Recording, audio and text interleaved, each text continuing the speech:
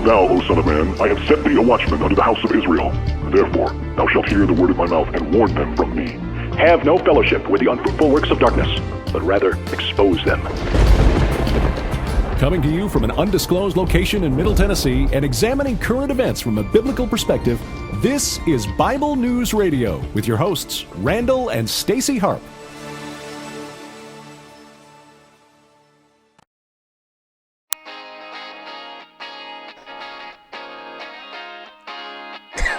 I'm on already. Yeah.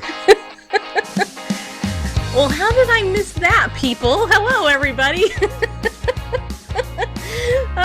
Hey, this shows you that Bible News Radio is produced by me and Bareface, and in particular, Bareface, one person. That's right, people. We're like a one-person show, which is fine. You know, that's all right. So, people, I want to welcome you to today's episode of Bible News Radio. As you guys know, I am your sweet and lovable host, Stacy Lynn Harp.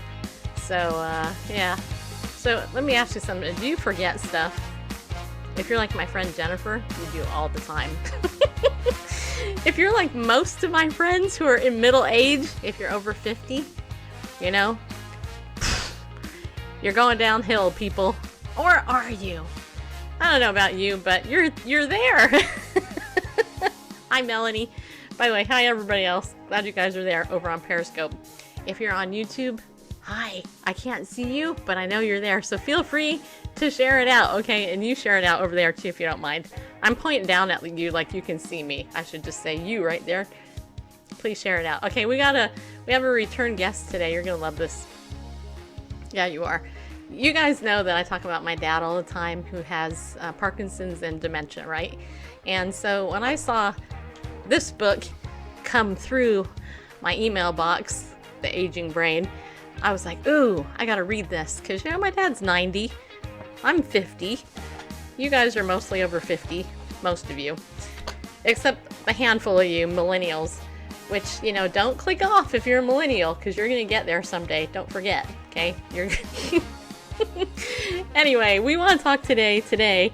We're going to talk about this book called The Aging Brain, Proven Steps to Prevent Dementia and Sharpen Your Mind, people. We're going to help you sharpen your mind without a knife. Yeah, we are. We're going to talk about nutrition. You know, trust me, because I have a whole bunch of notes right here that I took.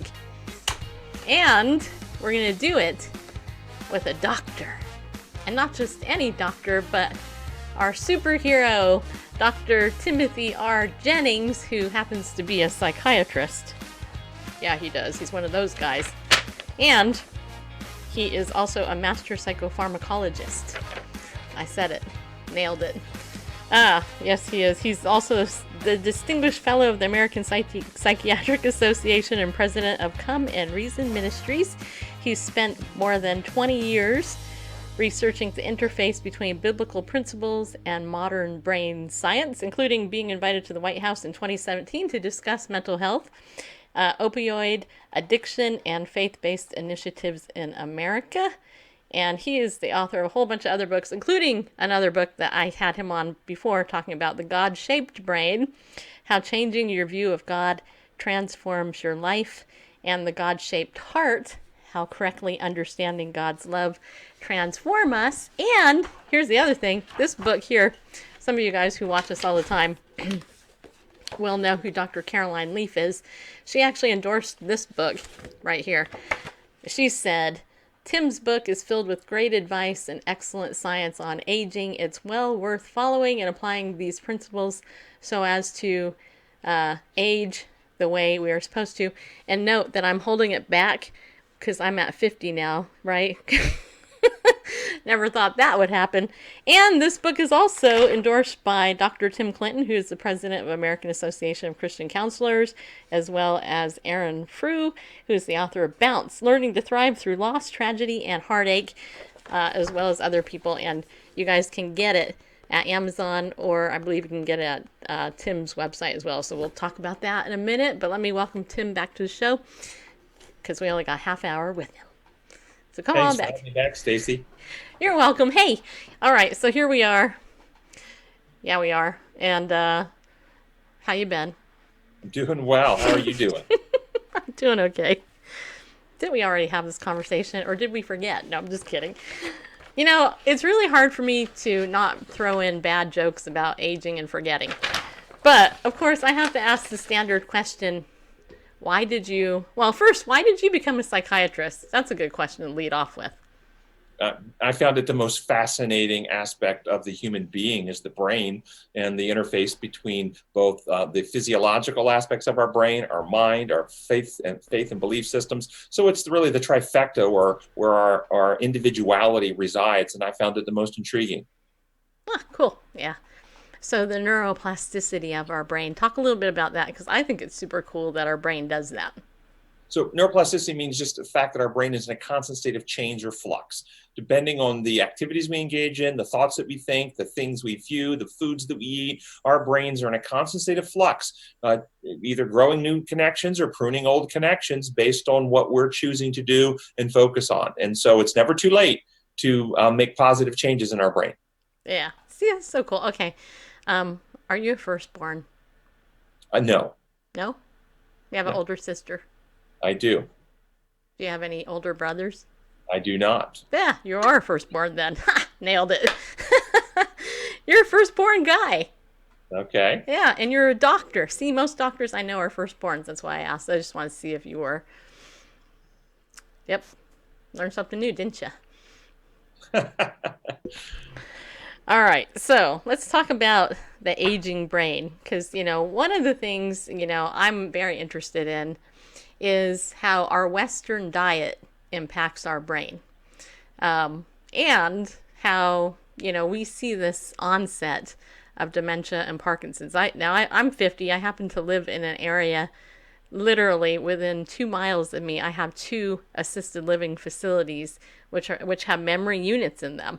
So, there's, a lot of older people now are actually in these facilities and stuff. And I want to help our audience stay out of those places. So how do we do it with nutrition? Or is medicine, you think, a better way than nutrition? So maybe before we get to the nutrition piece, people ought to have a little understanding of what the underlying problems are that are causing the dementia. When we talk about dementia, we're talking about a functional loss of memory and other abilities. And anything that damages the brain can cause that functional loss. The most common form of dementia is Alzheimer's dementia, which is caused by Alzheimer's disease. But if you have vascular disease, that can cause vascular dementia, and Parkinson's disease can cause Parkinson's dementia, and so forth. But the most common is Alzheimer's. And just to give you an example, out of 1,000 people over age 65, 67 of them will develop Alzheimer's disease and Alzheimer's dementia, whereas 9 of those people out of that 1,000 will get Parkinson's disease. So it's significantly more common than the Parkinson's disease. And with that in mind, then what is it that's driving the Alzheimer's disease? The late onset form that happens in people after age 65.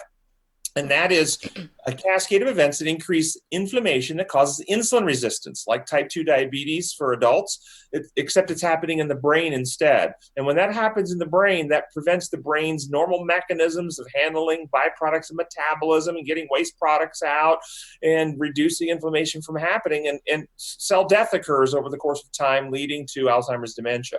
So the key to remember here is insulin resistance due to chronic inflammation. And when you understand that, then anything that increases that can increase or drive you towards the Alzheimer's dementia. And that's where your nutrition piece can come in. Okay. That makes sense. So, and it's interesting because we've actually talked I've talked to numerous nutritionists and things like that who actually talk about inflammation in the body. And I know one thing that I learned is that by taking turmeric, I actually heard an interesting story that if you take turmeric, that not only will it help inflammation all over the place, but also in the person's brain. And I heard a story where a person actually was taking turmeric and they were having some brain issues or head issues. They got their brain scanned and the doctor actually said, because you were taking this, it actually helped you not end up have a stroke or something like that. So yes, this is one of the things that's anti-inflammatory, reduces inflammatory cascades, can help remove amyloid protein out of the brain, but you really only absorb it if you're taking it in conjunction with black pepper. Right. So if you're not taking black pepper with it, then it's just kind of going through your GI system, but it's not getting your body to do any good. Yeah, I think that you were the one, come to think of it, that actually told me that last time you were on the show. And they actually do sell it with the black pepper in it. Yes. Yeah, Yes. that's the kind I get. I think before that I didn't. I think you were the one that actually told me that, come to think of it. Now I'm recalling it all. Okay, good. Glad your memory's coming back. It is, finally, after all these years. Okay, so I'm really interested, and I'm sure some of our audience is. And by the way, audience, hey, if you guys have a question, then let me know, all right? Just type it in there, and then I'll try to get to it, okay? So if you, let's talk about preventative brain things, because I think that's what most people are interested in. How do you prevent dementia in the brain?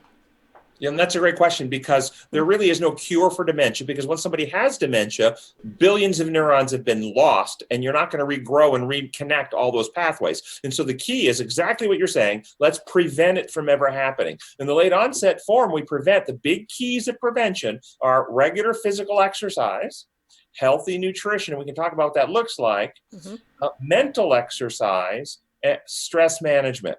Those are the big keys. Okay, so pickleball, I play that a lot. Do you play pickleball? I don't. You don't? You should. It's fun. I've heard several people tell me. I've had it recommended. I just haven't got around to it because I'm so busy. I know, but you gotta have some fun.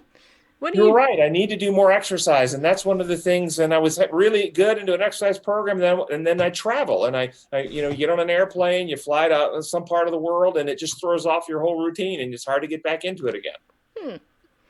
You could become a pickleball fanatic like me, and then you could go fly to pickleball destinations all over the world. There you go. Hey, there's actually people who do it, and on cruises too. There actually are now offering pickleball on some cruises. Okay, cool. Yeah. So regular physical exercise, why is it good?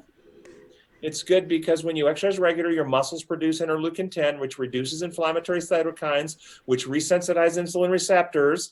It also turns on neurotrophins, which are proteins that make the brain sprout new connections and make new neurons, helps to remove inflammatory factors. So physical exercise, one of the best things you can do. Study of people over 65 who began walking regularly, got up to about 30 minutes a day, showed growth in the memory circuits of their brain. Their brain looked 2 years younger from doing the exercise. So we can get neuronal regrowth with good physical exercise. Yes, and walking is good. Yeah, it is. Okay, I got a question here. Sean wants to know, let's see here, scroll back up there. Why do dementia patients have very good long-term memory for a while? So it really depends on the type of dementia. I'm pretty sure he's talking about Alzheimer's type dementia. And that's because the things that have been retained the longest are typically the things that are lost the last. So things we've known for many, many, many years are deeply embedded in deep neural patterns of our brain, where the things we've learned most recently are not as well established in those neural patterns. And so it doesn't, those are lost more quickly as the more recent memories are lost as the brain begins to degrade. Yeah, it's weird, isn't it? Because I can talk to my dad who is 90 and has had this for a while. And it's interesting. I don't know if I'm the person. I probably am not the person that coined the term dementia loop. But that's one question I have is, why is there a dementia loop where for 15 minutes he's good, he's in the present, but then he'll talk about the past, and then 15 minutes later it's the same thing all over again? Do you know why that's caused? So why it's the same thing? Because they're not laying down new memory. What's happening right now is not being transferred into long-term memory. So it gets forgotten that it's just happened. And so they repeat a conversation over and over again because they don't recall having made it. Ah, that's interesting. So it's kind of like, if you try to record a conversation but you forget to hit play to record it, so your brain doesn't record it. Ah, so Right. kind of like the neurotransmitter or whatever that is in there. You're the brain expert, not me. So now that makes sense. Okay, because my dad, he'll be talking about the 20s, and he also here's another question. He talks about dreams a lot, but he will dream weird stuff that actually all is tied into current events messed with 50 years ago. It's weird sometimes talking to him because I have no idea where he's at. It's oh, and then I'll say, well, who are you talking about? And he'll talk about his first wife. He's been married 4 times, so it's hard to figure it out, sometimes. Okay. Yeah, very interesting, isn't it? Well, and sometimes people, when they dement, they use the name of their first wife, and they're actually talking about some other person. You, as the daughter, can sometimes be referred to as the wife or as a sibling of theirs, rather than, and so the names can get all mixed up, and they can misidentify people. So you're not always, depending on how far the dementia's progressed, you may not be sure exactly who they're talking about. That's true. That is so true. Sometimes he thinks I'm his sister who's dead, and other times he thinks I'm his girlfriend who's living. Yes. And 50 years older than me, or 40 years older than me. But that's usually on the phone. He'll call up. I gave him one of these phones with your picture, you press it, and he'll call me up thinking I'm somebody else. But anyway, I want to talk more about the nutrition, though. Okay, because I was reading in your book the different foods, and one of the things that I thought was really cool was walnuts. And I heard somebody say that God made food to look like parts of your body, and of course the walnut kind of looks like your brain. Talk a little bit about that. Well, the data shows that walnuts, people who eat walnuts regularly have better brain volume and less dementia than people who don't. Other research has looked at the walnut extract and its relationship to a protein that builds up in your brain with Alzheimer's disease. And the walnut extract dissolves that protein and helps remove it from the brain. And so I love these type of recommendations because there's really no downside to it. And so eat a handful of walnuts every day. And I tend to try to eat a handful of walnuts at least about 5 times a week. Yeah, see, walnuts rock, people. And you can put garlic salt on them, too, if you want. To make them taste different if you don't like them like barefaced. My husband doesn't like them. I know. It's hard dealing with him. All right, what other foods can we eat that would help us? So I recommend a glass of 100% pomegranate juice a day. Pomegranate is high in polyphenols, or eat the pomegranates themselves if you like to eat the pomegranate. It's just easier for me to drink the juice. And it's high in polyphenols, and labs studies have showed that the regular intake of the pomegranate just removes the amyloid protein out of the brain that's associated with Alzheimer's dementia. Regular salmon, people who eat salmon or oily fish that are high in omega-3 fatty acids have reduction in Alzheimer's disease and have better brain volume as they age. And in fact, the 2 diets that are associated with the best brain volume and the least risk of dementia are either the Mediterranean diet or the whole food vegan diet, the fruit, nuts, grains, veggies diet. The worst diet is the typical American diet, fast food, junk food, box food, high sugar diet. Those diets are highly inflammatory and drive insulin resistance and contribute to the cascade of events that cause dementia. Yeah. That's why it's called SAD, right? The American diet is SAD. Well, it is sad. It is sad, actually. It's healthy, yeah. Yeah. They made it so convenient. Okay, so I have another question here. Are long-term use of prescription medications affect the onset? I think it's supposed to be is the long-term use of prescription medications affect the onset? That's a good question. That's a very interesting question because it really does depend on which medication we're talking about. For instance, it's well demonstrated that people with hypertension that treat their hypertension with long-term use of antihypertensive medicines reduce their risk of dementia, particularly vascular dementia. So that's one that you want to take and reduce your risk of dementia. However, benzodiazepine class of medicines, the Ativans, Xanaxes, Klonopins, Ambiens, these types of medicines. 9 studies have been done looking at the relationship between the chronic use of those medicines and dementia. 7 studies show a positive relationship, meaning that using those medications increase your risk of dementia. 1 study was neutral and 1 study showed a negative relationship. So the preponderance of the evidence would be that those types of medicines do increase your risk of dementia. Ah, interesting. And yet you're a psychiatrist. You give those to people, don't you? Or you did? I tend to take people off those, particularly for sleep. They're going to be most harmful if you're using them for sleep because they interfere with normal sleep architecture. And it's during sleep that memories consolidate. And there's evidence to show that those types of medicines chemically interfere with memory consolidation and interfere with the memory circuits of the brain. So that may be mechanistically why it's increasing dementia risks. Interesting. So, yeah, just so you know, I'm not a fan of psychotropic meds at all, period. I am not, just so you know. Now, and for many reasons, but I mean, the primary reason is because I think that there's better not natural alternatives to stuff. Depends on what you're treating. It depends on what you're treating. There are no better natural alternatives to the antipsychotics for somebody with schizophrenia. Okay. Well, that one's legit, I think. That's a legit brain disease. But I think treating anxiety is better with like magnesium or lavender oil or something as opposed to Ativan. Therapy. And Huh? I would agree with you. Yeah. I would absolutely agree with you. So anxiety is typically a symptom of some other problem that yet needs to be identified and resolved. Why So is it then psychiatrists tend to just go straight for the meds before, actually doing good therapy with people?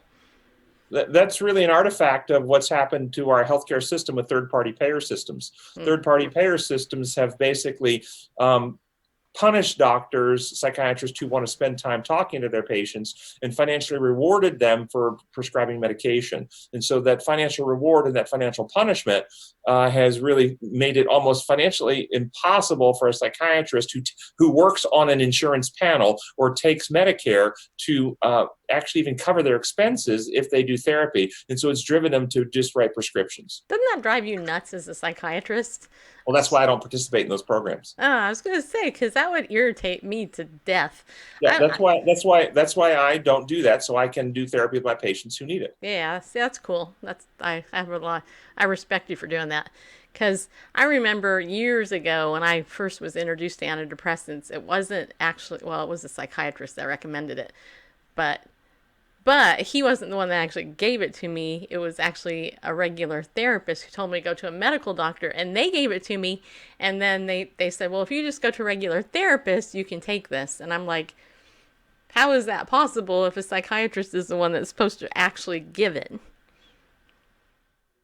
And that's one of the also artifacts of the checkbox diagnostics style that some people do with the DSM. Check, check, check, check. Oh, you got depression. Oh, what do you do for depression? Oh, antidepressant. The problem is with the checkbox style, somebody may have diagnostically depression, but we still don't know what's wrong with them because we don't know the contributing factors in their life that have brought them to depression. Or they have depression because of a sleep disorder. They have depression because of a thyroid problem. They have depression because they're in an abusive marriage. They have depression because they have nutritional deficiencies. Yep. And so you diagnostically, after you make the diagnosis, you need to understand the underpinnings to why that person has depression. Some people have depression because there's a real strong genetic or family history that needs psychopharmacology, but many people can be benefited from other interventions other than medication to help resolve the underlying reasons for the depression.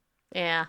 I went to a doctor a couple of days ago for like a nerve issue because of carpal tunnel, and he actually wanted to give me an antidepressant because I was, moody that day.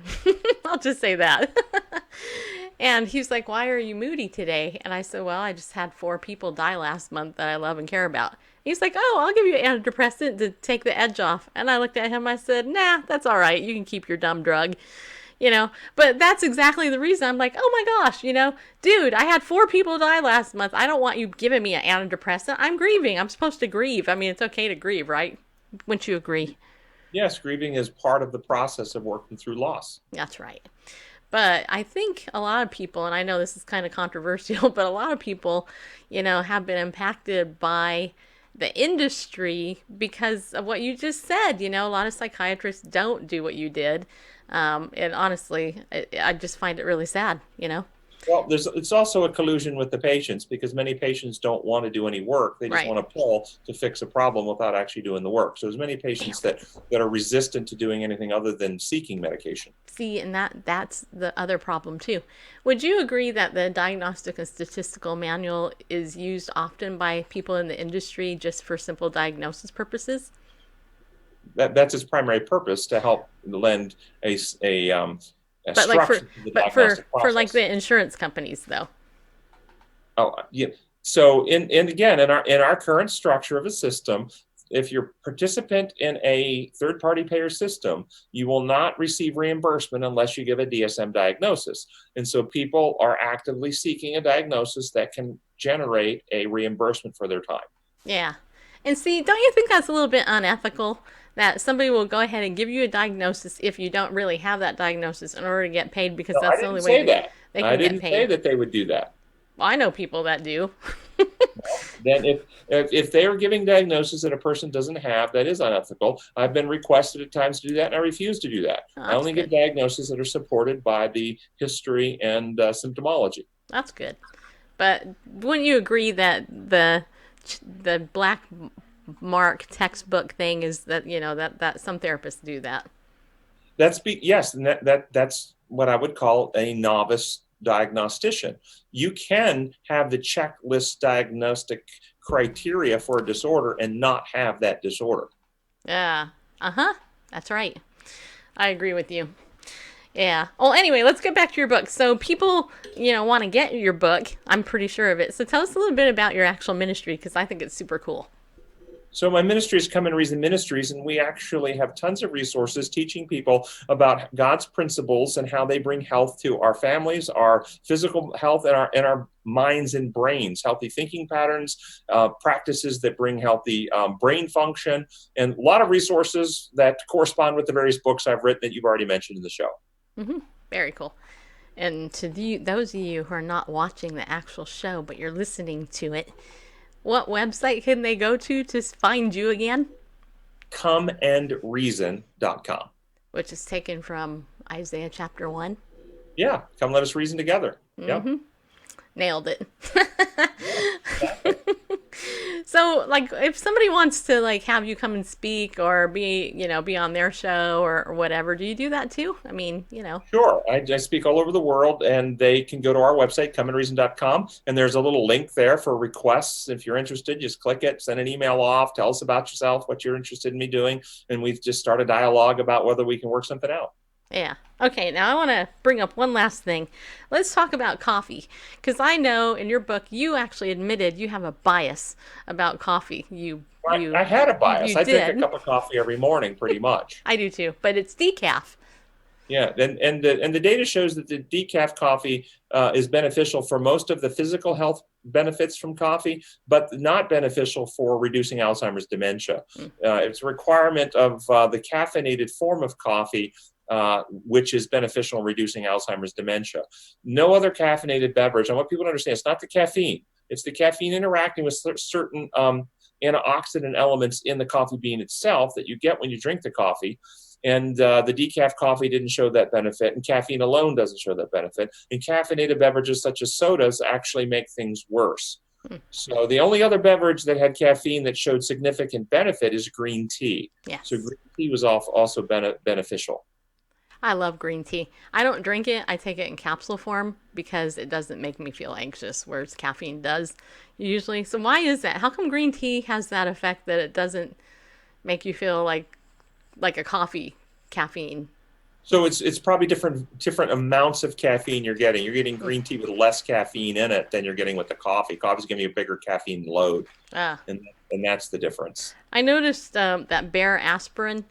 There's a friend of mine. We were talking about arthritis and stuff, and she recommended this product called Bear Back and Body. Yeah. Bayer, back and body. Anyway, before I ever take a medicine, I always look to see what's in it. And this one's aspirin and caffeine. And I thought that was interesting that they would put caffeine in a aspirin product to help with stuff. No, that's because caffeine's a vasoconstrictor. And so people get certain vascular headaches when they take caffeine and an aspirin together. That can actually have a vasoconstricting effect if they have vascular headaches, and that can actually have benefit on their headaches. So it's worth more so that you can use that with headaches and stuff. I don't tend to get a lot of headaches.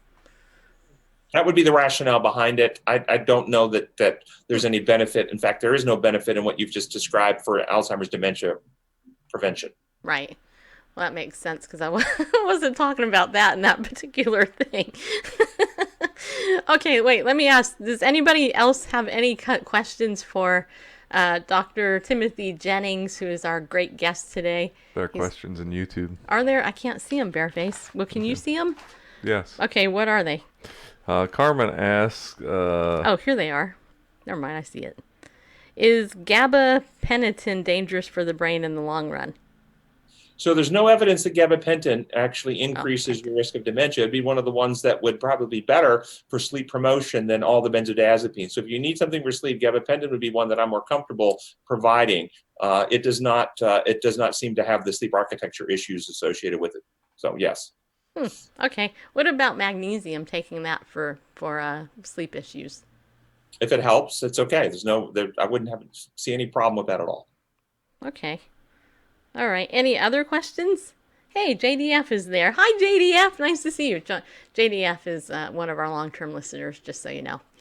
Yeah, it's good to know. Looking to see if there's any other questions here. One more from Carmen in there. There is? Okay, let's see. Wow, that's terrible. Okay. What about MCT oil? Is that good? Oh, there it is. What about MCT oil? Is that good too? I'm not familiar with MCT oil. You're not? Okay. Really? Because that's like all the rage these days. Everybody's taking their marijuana stuff. You're talking about CBD. Oh, CBD. Okay. Well, what do I know? I'm not a doctor. I don't even play one on YouTube or Periscope or... Okay, what do you think about that stuff, the CBD oil stuff? I think the data is still out. It's very thin. There's no evidence that it's harming. I don't think it's been proven efficacious yet in really anything. So I think it's probably functioning for most people as a placebo at this point. But it might prove to be beneficial in some way. But at this point in time, I think the data is very thin. That makes sense. Well, the placebo effect is definitely real. I believe in that. And isn't it weird how that is, that you can actually believe something is helping you when maybe it really isn't? Well, your belief in it will actually cause a different neurobiological outcome than if you don't believe in it, so that it does make it real at that point. People who believe they're getting a pain medicine when they're not, their brain will release endorphins and enkephalins, and they'll get brain-produced opiates that give physiologic pain relief. But if they know they're getting a sugar pill, then they won't get the endorphins and enkephalins. So the belief in a placebo, if you believe in it, can have a real profound physiologic effect. That's very interesting. It really, and okay, so let me ask you this, and our time's up, but what about daily affirmations? What do you think about that in relation to like keeping our minds healthy? Because I know you said that's one of the things we do. So like, what are some of the mental exercises we can do that? So mental exercises have been shown to actually reduce the risk of dementia are actually new learning. You have to learn something you don't currently know. That turns on genes that produce proteins to keep your neurons healthy. Just doing affirmations, no benefit. Reciting memory verses that you've known your whole life, that's not new learning. That's rote repetition. Crossword puzzles, that's not new learning. That's just repetition. And so if you really want to have the benefit, you have to learn something new. Now, affirmations, that would be like, calming statements of some kind, to the degree that you believe them, and thus they actually have a internal impact to calm your stress circuitry. That could be a positive benefit. But stating things in a positive way that inside you really don't believe has no benefit. That's why I like you, buddy. I love you. In a Christian way, just so you know. This is me hugging you. Yeah. Great. The whole new age thingy, that drives me crazy. I am the universe. And it drives me up a wall. I'll really talk about these affirmations and stuff. Because it... I probably shouldn't say that out loud, but I just did. But anyway, I feel that way. And so it's really true. So learning something new. So, okay, so like for me, I just recently decided to learn investing. And it's frustrating to me because I just hate numbers and stuff. Ugh, I hate that. So for me, that's a good thing, though, because if I'm actually actively learning it, then that's helping my brain out to stuff. Interesting. So what would a dementia patient learn then? Something simple. Nothing, because they're demented. They can't learn anymore. So we're not talking about dementia patients learning something new, because they're not going to learn something new. We're talking about people who do not have dementia learning things new so they never develop dementia. Gotcha. Well, I want to encourage you then to learn pickleball, mister, because I think that you'll like it. I might. Only if you play tennis. But if you don't play tennis, then maybe golf. You probably play golf, right? Tennis. I play tennis some. Tennis is fun. Well, then the older you get, it's easier to play pickleball because pickleball's on the half-size court of a tennis court, and Cool. Yeah. So there you go. Okay, go ahead. Tell everybody again where they can get your stuff, and then. So our ministry website is comeandreason.com, but the Aging Brain book is available at any bookseller, Barnes & Noble, Amazon.com, or any place you get your books. Awesome. Well, mister, it was glad to have you on here again. I hope you had a good time. Thanks for having me. You're welcome. All right, everybody. Don't forget, this is the book to get, The Aging Brain. Here it is right here. You can go ahead and you can get it at Amazon. You can go check out, learn more. over there at his website as well that he already told you about. I'm going to hit my stop recording just so you know. Click out of here, out of my meeting. All right. So anyway, so that was Dr. Timothy Jennings. His other books are actually also really good. And if you didn't, if you came in late and you didn't see, who Dr. Caroline Leaf endorsed this book, Dr. Timothy Clinton, who is the president of the American Association of Christian Counselors, actually endorsed this book. There's other things too. I'll give you a list of stuff that I read in the book that actually help with preventing dementia. Oh, I forgot to ask him this. Yeah, I did. But there is research that talks about vitamin D. If it's too low, it can help, cause dementia. But if it's too high, it can also help that as well. So you got to make sure you get your vitamin D levels checked out so that you can stay in the right area. Count that. Turmeric, curcumin stuff, definitely take that. I'm not a doctor, and I don't play one either, but I am testifying to the power of turmeric and curcumin. Make sure you take it with black pepper, though, and they sell it with black pepper because the black pepper absorbs it. Really, really good for inflammation, arthritis, throughout your whole body. It's a natural alternative. It's excellent stuff. We talked about walnuts, eating those every day. And the walnut actually looks kind of like your brain. So, God did that on purpose. Green tea, which, we talked about. Pomegranate juice, he talked about. Coffee, we talked about. Vitamin E and C, there's some research. This happens to be vitamin C in here. Yeah, it is. I like the liquid form, people. And plus, I use this when I play pickleball. Golden root is another thing that in the book he mentions. And there's research about vitamin B, folic acid, and N-acetylcysteine or something like that. I don't know. I'm not a doctor. But those are just a couple of things that you can get if you want to help prevent dementia. And then learn something new. Take up Spanish. No, don't do that. Take up French. Support the French people. No, I'm just kidding.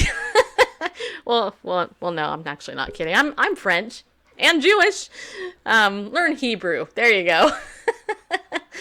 And one way you can learn Hebrew actually is if you decide to support Ariel Ministries, our sponsor. Yeah, if you go to ariel.org, you can go there and you can buy stuff over there in the store. And when you do, you can save 20%. When you use that coupon code Bible News. Yeah, you can. Because we're Bible News Radio. And I know there's some other stuff too. Did you get it yet, Randall? You forwarded an email to me which had no images attached to it. So really? Okay. Really. That's what I thought. Yeah. All right. Well, let me tell you a little bit about one of the things that you can get, though. It's coming soon. I don't have the graphic. We'll have it up tomorrow. It's the feasts and fasts of Israel, their historic and prophetic significance. Dr. Arnold Fruchtenbaum is going to be releasing this book next month in April. And it says here, this work is devoted to these Jewish feasts and fasts that are observed on a yearly basis. The book explores the historical background, function, and order of the Jewish calendar. So stay tuned for that as we, show you the graphic later. But you guys can go to Ariel anyway. Also, don't forget, you can join my text message list. How many of you are on my text message list, huh? Do you get my texts that I send out to Bible, text the term Bible News right there to 33222? Yeah, you can do that right there. I know somebody, I know a lot of you are on there. In fact, I send my Bible verse out. I told you about a meeting this morning. I'm going to be doing a contest pretty soon, people. So you might want to get on that list so you can win something. Yep. Oh, and another way that you can help us, actually, if you want to become a ladies of justice like me, people. Yeah. Actually, it was funny. I went to visit my dad today, and afterwards I was walking out of where he lives, and I was talking to this lady, and she's like, "What do you do?" And I said, "Well, I'm a lady of justice." just so you know. And they're like, what's that? And I said, well, that's part of Legal Shield, And Did you do it with the gavel? I you have that didn't with do you? it, but I've been thinking about carrying this with me wherever I go because it's just so empowering. Having a Legal Shield membership, it's just something about feeling confident and secure in my Legal Shieldness that hey, order in the court, people! Or wait, the auction is about ready to start. Yeah, it is. Bible News Radio is now in session. I know, I'm having too much fun. So many valuable uses for a gavel. Yeah. Out of order, bareface. Did I say you could talk? No. No, in all seriousness, seriously, having a Legal Shield membership is really a lifestyle membership. And so I was talking to this lady. I said, hey, you know what? You need to get Legal Shield because you need to let the assisted living know that you're not happy with the care that your mom's been getting, and all that. I mean, I did. And, they're being watched, let's just say. Have you ever had like a customer relations problem where they didn't seem to care? I mean, seriously, have you? I have. It's irritating, Yeah, it is. So anyway, but actually Legal Shield is used for so many things. You can get your will done. You can get your advanced directives done. You can get your living will done. You can get your uncontested divorce dealt with or your adoption, whatever it is. And if you have traffic problems, they'll help you with that too. Like Nancy Pelosi with the gavel. Yeah. Well, this is why Legal Shield is good for everybody. Democrats, independents, and Republicans alike. All right, just so you know. Anyway, yeah, actually I heard somebody say, do you have insurance? Yeah, you do, car insurance. Let's say, for example, you have car insurance. And we all do, unless you're a lawbreaker, because it's the law. You're supposed to have car insurance, right? Probably in most states. Now, if on the short chance of something, let's say something happened, and that car dealer or the car that insurance thing, your insurance agent, let's say something happened and somebody decided to sue them. Do they have corporate lawyers to defend themselves? Yes, they do. Who do you have, though? You don't have anybody. You have to go hire an attorney, and the average cost is between $250 and $300 an hour. And that's a true story right there. And most people don't have $250 to $300 and $400 an hour that they can go to an attorney. And so a lot of people don't get the coverage that they need because they can't afford it. And that's why companies like that can take advantage of the little guy, which is why legal insurance, personal legal insurance, for the cost of it, it's insane. It really is insane not to get it. And I'm saying that as somebody who sells it for a reason. I don't just sell anything, okay? I'm just saying I don't. And I honestly, well, what if I don't use it? I don't need it, blah, blah. I've heard that before. So what? Okay, good. If you don't need it, it's okay. Because you might need it when you least expect it. You would not believe the stories that I've heard of people using Legal Shield to get certain things. I mean, because people, and we live in a dark world, people. I mean, customer service sucks today. And I mean, it does. I mean, just ask me and Randall. It really does. So, you know what? It can't hurt you to pay $25 a month to get Legal Shield. Anyway, that's a way you can support the show if you want it. Go there, bit.ly/LOJ 2019. It's not there anymore. There it is. Ooh, can you make it go up? Do you have that power? Can I push it up with my hands? No. I can't.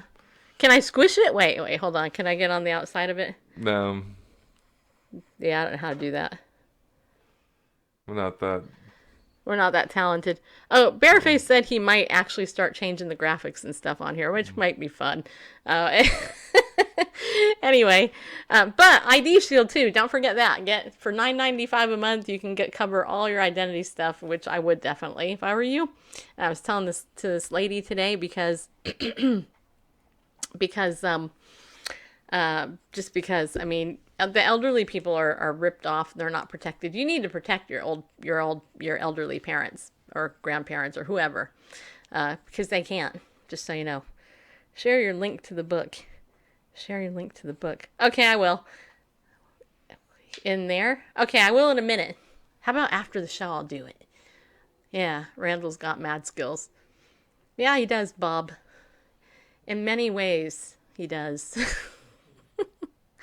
All right, hey, did you guys hear this story? I got to share this horrible story with you. It's the one I sent you, Bareface. Do you have it? I can get to it. I heard this story and I read it and I was like, you got to be kidding me. But then again, I thought, it's not really surprising. All right, here it is. Over on Reformation Charlotte, the website, there's that article right there. Right there. Gay, quote, pastor says premarital sex is healthy and moral. Okay, without even reading the article, do you think this guy's a biblical believer? Just out of curiosity. I don't, just so you know. Brandon Robertson, a homosexual and self-described, quote, pastor, unquote, and a rising star in progressive evangelicalism, was interviewed earlier this week by the Huffington Compost. In the interview, he was asked what his thoughts on premarital sex are. Quote, I believe for some people, waiting for marriage before having sex can be a very healthy path. I also believe that for most people, sex before marriage is a healthy expression of the gift of sexuality and is not, quote, sinful, unquote, or morally wrong. Can you believe that?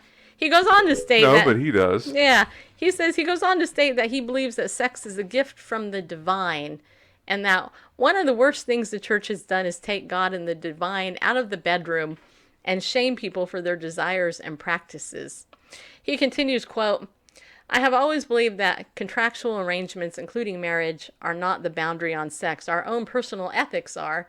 I have lived monogamously, and that was no different ethically for me than living with multiple lovers. It was what the agreed to and defined boundaries were at the time.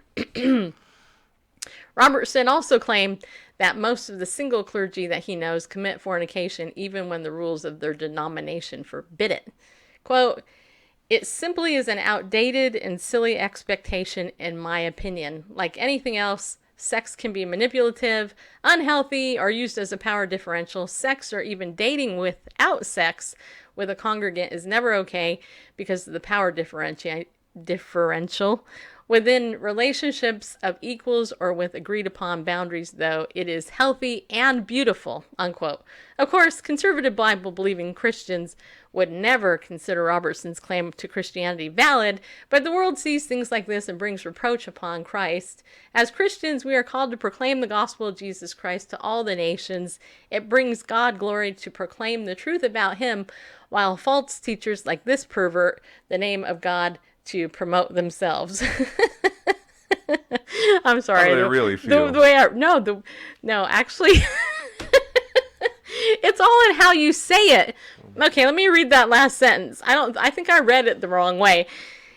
It brings glory to proclaim the truth about him, while false teachers like this pervert the name of God to promote themselves.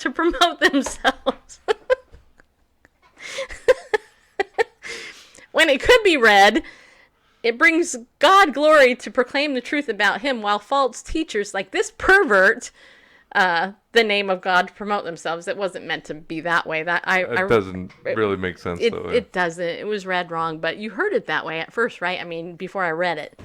Anyway, it glorifies God to name these wolves in front of the world, mark them and avoid them. I appeal to you, brothers, to watch out for those who cause divisions and create obstacles contrary to the doctrine that you have been taught. Avoid them, for such persons do not serve our Lord Christ, but their own appetites, and by smooth talk and flattery, they deceive the hearts of the naive. Yeah, they do. And then I would also exhort you from 1 John chapter 2, which says this, by this we know that we have come to know him if we keep his commandments. The one who says, I have come to know him and does not keep his commandments is a liar, and the truth is not in him. But whoever keeps his word, in him the love of God has truly been perfected. By this we know that we are in him. The one who says he abides in him ought himself to walk in the same manner as he walked. Yeah. In fact, I actually did a get slugged over on YouTube earlier today on leadership, and I actually talked about it. I talked about who we should follow as leaders. Who should the Christian, follow as a leader? And that should be the Lord Jesus, of course. He is our leader, right, Bareface? Yeah, it's not surprising this guy's a rising star in progressive evangelicalism, because that's what folks quote progressive evangelicalism is me focused, and it's it's well steeped in relativism, and so say, well, as he says, coming from the homosexual, whether it's monogamous or multiple partners, they're equal. Because that's what's right for them. That's what's right for the other. What's right for me is right for you. What's right for you is right for you. There is no absolute. There is no overarching, precept that governs sexuality. It's just all all up to the individuals. And I would say that nature and history itself disagree with him, let alone the Word of God. Why do you think so many people follow people like that guy? Because he tickles their ears. It's what they want to hear. They would prefer to follow the flesh. The lust of the flesh, the lust of the eyes, the pride of life. They would prefer to be egocentric. Mm-hmm. Egocentrically, what's the word I'm looking for? Well, I mean, immature, basically. I mean, when we're infants and unable to care for ourselves, we're the center of our universe, and rightly so.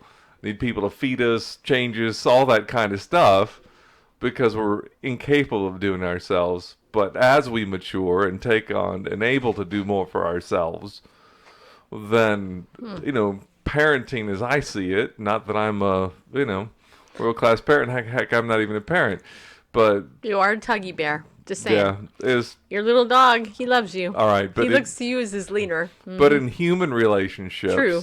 In human relationships, the goal of parenting is to prepare young people to be good citizens, in part, good citizens of the kingdom of God and good citizens of planet Earth. And that is by being selfless instead of being selfish, all about the flesh, all about me, my wants, my desires, lust of my flesh, lust of my eyes, and my pride, is to learn to be loving, I think, to be selfless is part of it. I mean, that's, if you want to, the epitome of selfless, God demonstrates his love toward us, and that while we were yet sinners, Christ died for us. That's right. So, anyway, but the modern movement, progressive evangelicalism, it's really egocentric infantilism. It's, I want to do what I want to do, and I want to do it now. My gratification, my desires need to be filled immediately. As an older man, because you are, you're almost 55, man. It's true. Coming up in the double nickels, gonna get my senior discount at the rec center. Yeah, you are. If we get separate memberships. Well, I mean, we save money if we get separate, because I'm not that old. I'm not sure. I think I looked at it, and it was, at least last year, was the same as getting the family membership. Getting two separates. Well, somebody told me, actually JR told me I was a senior. Yeah. He was trying to tell me that I could get meatloaf at Meatloaf Mondays over at Sidelines, because I'm a senior now. Well, there you go, but it's different places. Whether you can get the senior coffee or the senior discount at the rec center, or they'll have their own rules. It's not a...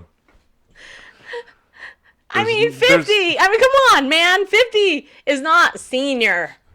It's not. Just saying. Put a 50 if you think that that's a senior.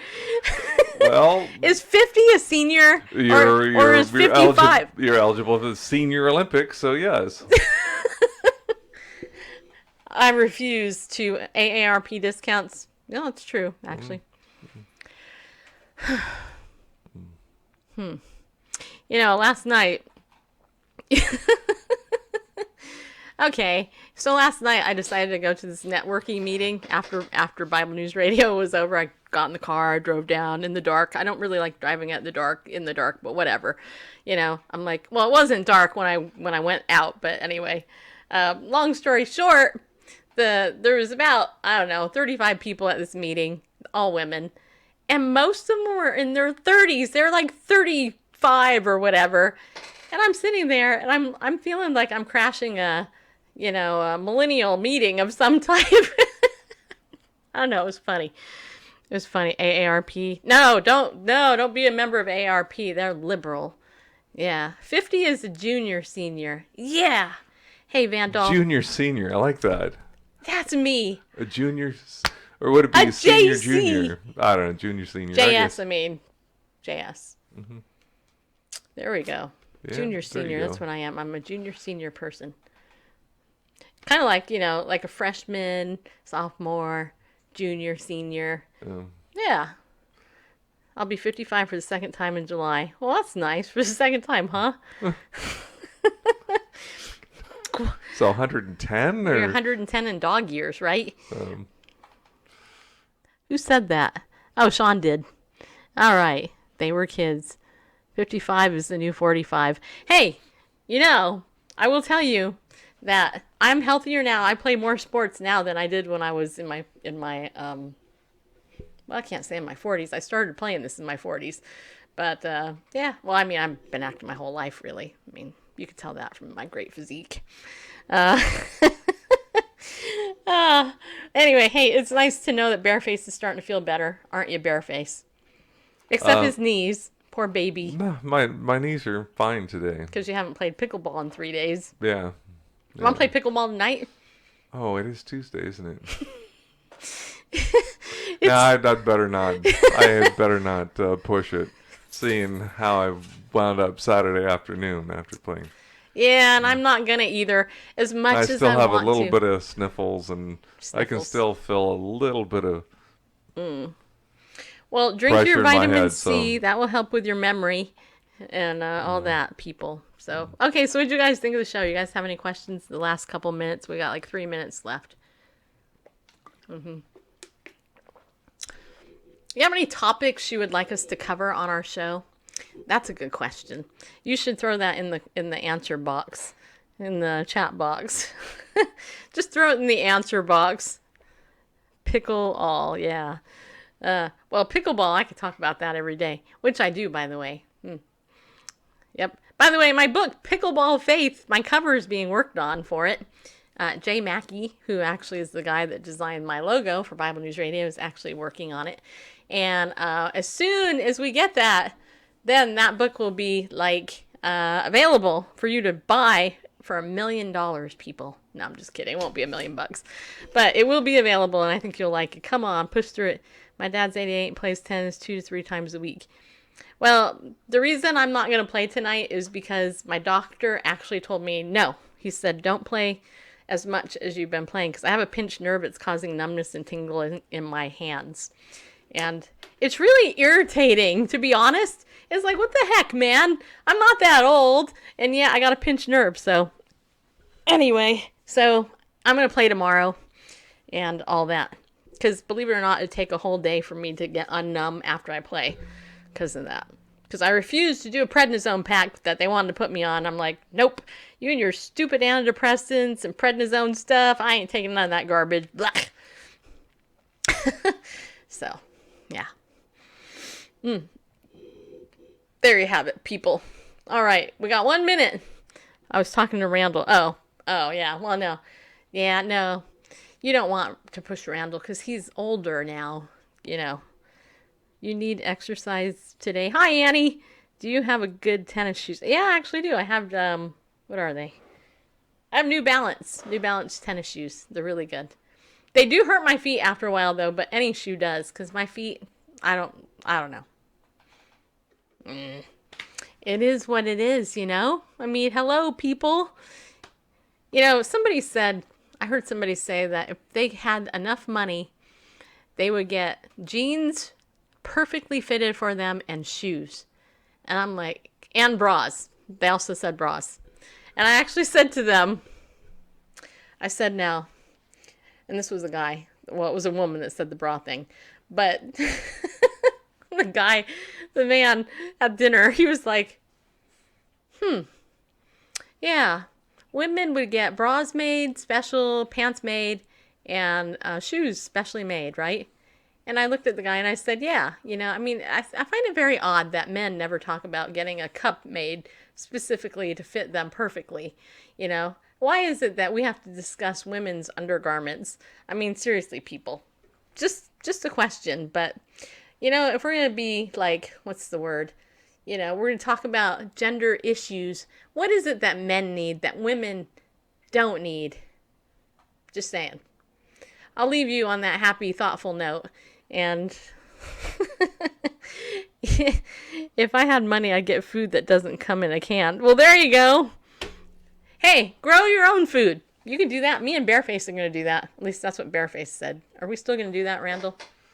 Start small. Definitely like to do that. Been thinking about maybe planting a few things in the backyard, but ultimately I'd like to do one of the tower gardens. Ooh, a tower garden. And grow things all year long. Ooh. Can we do a tower garden inside? Yeah, that's the whole point. So we can keep it away from the dogs? Because, Tug will eat anything. True. So Tug is he's like a goat. He'll eat anything. We should name him Goat for short. Sports bras are more comfortable. We need more bathrooms. Men, oh yeah. Hey, Sean, I got to tell you, one day, me and Randall went to a Rush concert. This was the funniest thing ever. Heathens that we are. This was, I don't care about Rush. Okay. Mm-hmm. Randall, whatever.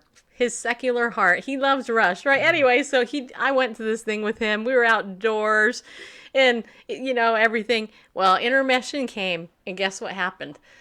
There was probably 99% men at this thing. It's, yeah. And there was There's not a huge female following. There was 5 Rush. women. And it was the only time in my life where I saw a line go around the building for men. Mm-hmm. And it was hilarious. Just now it makes me laugh because it was funny. The women's bathroom, as you guys know, hey, women, we have to wait 20 minutes to get into a stall, at a thing, thing there. But anyway, greatest of all times is Goat. No, not Rush Limbaugh. It was actually Rush. Rush, the actual. The Canadian. Rush is band. Canadian? Yeah. Grow Hydro. And how do we do that? 2/3 Jewish. Maybe all Jewish, but at least 2/3 Jewish. Vandal says men need tummy corsets.